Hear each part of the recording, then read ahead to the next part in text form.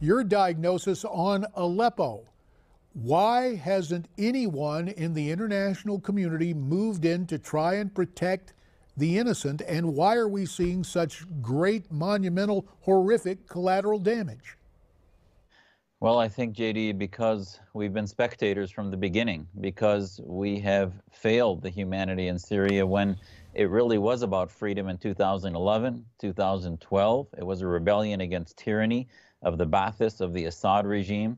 And then Iran started to move in, providing fighters to bolster up Assad's failing military. And then in 2015, the Russians started running operations. And once the Russians took control militarily, there was really not much left to do because they have a veto vote in the Security Council at the UN. So the world has remained observers in what was the YouTube revolution. And, you know, this is a personal thing for me. I have family in Aleppo. My grandfather and parents escaped Aleppo in the 60s. And now I have cousins, aunts, and uncles all beyond despondent, horrifically frightened, barely with water and food in South Aleppo. Thankfully, they're not in East Aleppo. But even the last week, JD, where they've told people to leave or be killed, they went to leave, 40,000 went to leave Aleppo, and they were blocked by Shia militia. The Iranian militia the Shia militia there now are from northern Iraq. They're coming from Iraq. So you know that this is a regional conflict. It's no longer simply a civil war. As you describe the situation, obviously so personal to you, so horrific, the scenes we see via television and social media.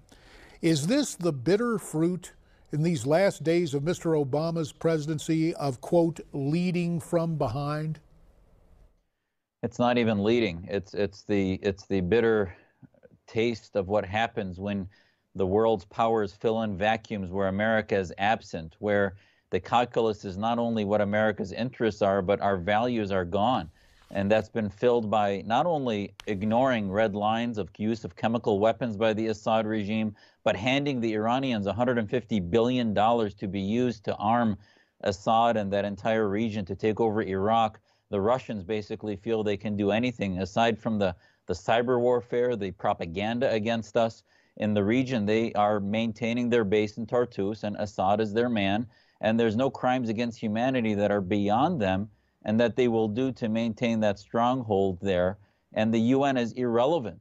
Our values of what is a moral conflict no longer matter.